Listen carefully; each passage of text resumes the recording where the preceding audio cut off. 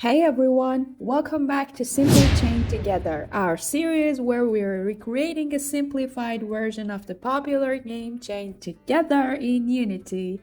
In today's episode, we're going to add a start menu, in-game UI, and checkpoints to make the game feel more complete.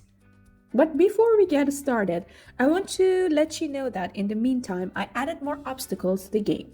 This will make the level higher off the ground, which is important for our checkpoints to have meaning. And as you can see, some materials, I have changed them so that they feel more like a real game. If you want, feel free to pause the video now and add some obstacles to your level as well. And there was this issue with the camera movement from the previous episode.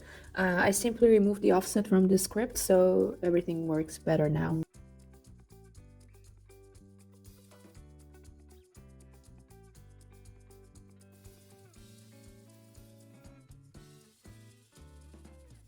Okay, great. Now back to our own video. Let's begin by creating a start menu scene. This will be the first screen players see when they start the game, and it will give them options to start fresh or load from the last checkpoint. Go to the top menu and click on File, New Scene. Save this scene immediately by clicking File, Save As, and name it Start Menu. By saving it as Start Menu, we ensure that we can easily reference it later when we need to load this scene. Now, in the Hierarchy panel, right-click and select UI Canvas. Rename the canvas to Main Canvas for clarity, or whatever you like. The canvas will hold all our UI elements like buttons and text. Naming it Main Canvas keeps things organized.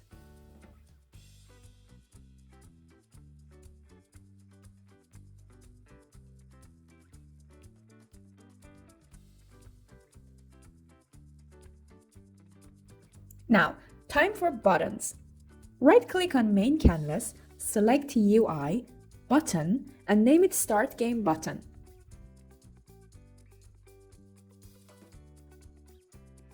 With the Start Game button selected, find the child text element in the hierarchy and change its text to Start Game in the Inspector panel.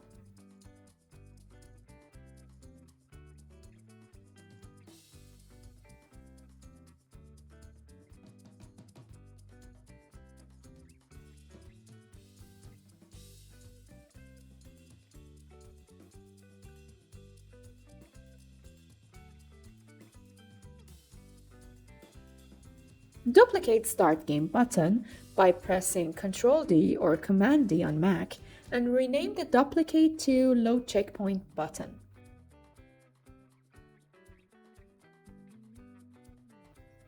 And change the text to Load Last Checkpoint.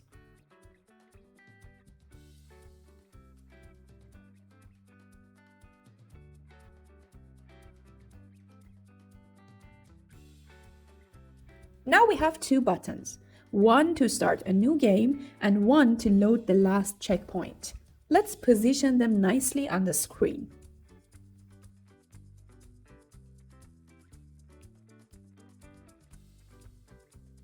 Great! Our Start Menu UI is set up. Next, we need to make these buttons functional. In the Project panel, right-click and select Create C# script, naming it Menu Controller.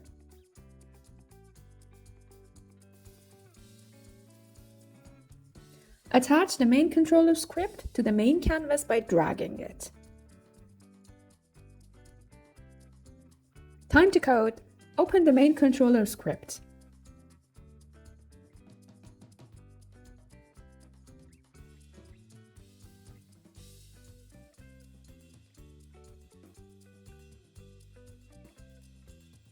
Using this line, we reference the Load Checkpoint button so we can disable it if no checkpoint data exists.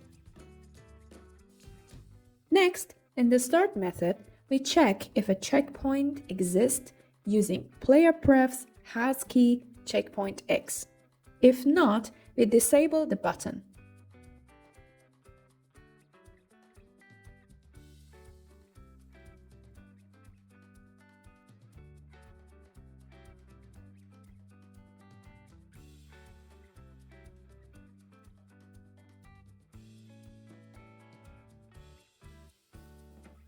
The start game method clears any existing checkpoint data and loads the main game scene.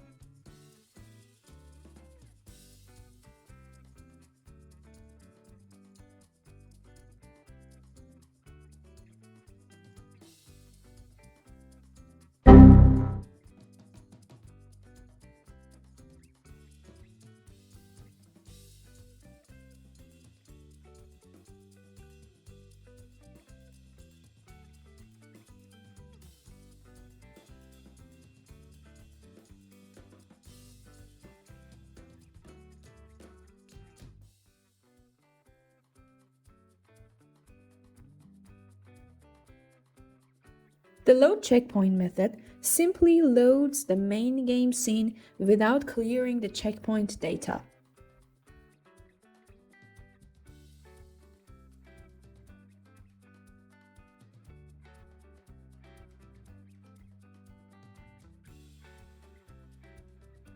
Now, save this, go back to Unity, and let's link the buttons to the script. In the hierarchy, select Main Canvas, and in the inspector, find the main controller component. Drag Load Checkpoint button from the hierarchy into the Load Checkpoint button field in the script component. Select Start Game button, scroll to the button component in the inspector, and click the plus sign under Unclick. Drag Main Canvas into the empty field that appears. From the drop-down, select Menu Controller Start Game. Repeat the process for Load Checkpoint button, linking it to the Menu Controller Load Checkpoint. By linking the buttons to our script method, we've made them functional. Clicking them will execute the respective methods. Now let's set up checkpoints in our main game scene so players can save their progress. Okay, let's open our main game scene. Mine is named Main. In the hierarchy, right-click and select 3D object, Cube. Name it Checkpoint 1. We're creating a cube to represent our checkpoint for now. This makes it easy to see and work with in the scene. Later, you can replace it with any object you like to visually indicate the checkpoint to the player, such as a cool flag, a flame, or any other visual marker. Move checkpoint 1 to the location where you want the first checkpoint to be in your level. With checkpoint 1 selected, ensure it has a box collider component. It should already have one by default, but if not, click Add Component Box Collider. And the inspector, check the Is Trigger box on the Box Collider component. Adjust the size of the collider if necessary to ensure the player can easily trigger in. By creating a cube for our checkpoint, we can see it clearly in our scene. Feel free to customize this object to make it more interesting. As I said, you can replace the cube with a flag or any other visual effect that fits your game's theme and helps the player identify the checkpoint.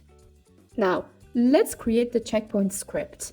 In the project panel, create a new C# script named Checkpoint. Attach the checkpoint script to checkpoint 1. Open checkpoint script and let's code a little bit. This script saves the player's current position to player's prefs when they enter the checkpoint trigger.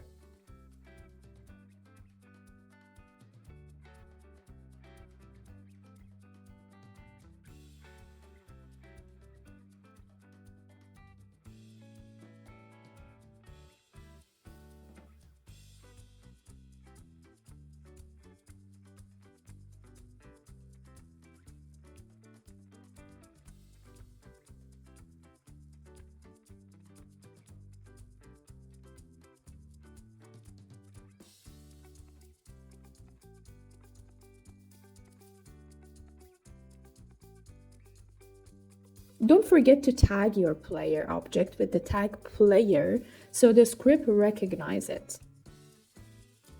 This is how you do it. Select your player in hierarchy, then in the inspector, can you see tag? Currently it's untagged. Click on it. You can see player, select player, and from now on your player is tagged. Depending on your level and depending how many checkpoints do you need, pause the video, duplicate checkpoint 1 as many times as needed, and then we can continue after that. I only need 1 because I'm not that high from the ground, and yeah, I think I'm good with 1 checkpoint.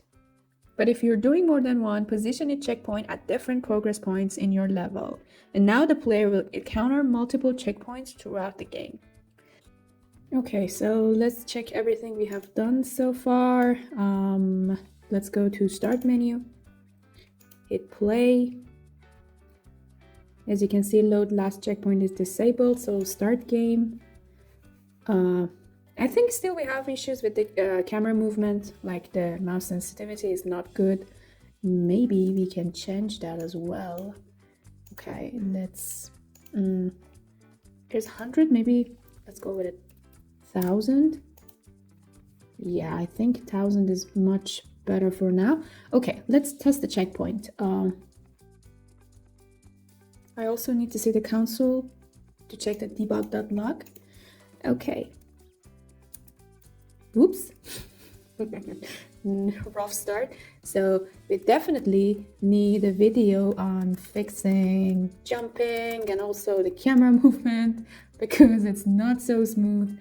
That should be definitely an episode for that. Okay, so great. I can jump this way. Woohoo!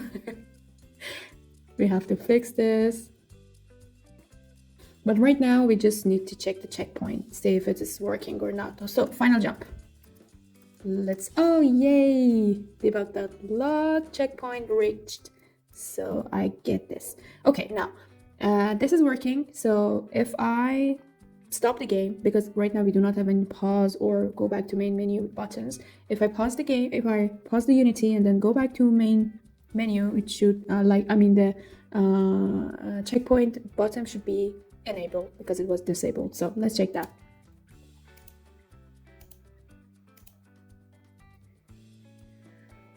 Okay, it's disabled still.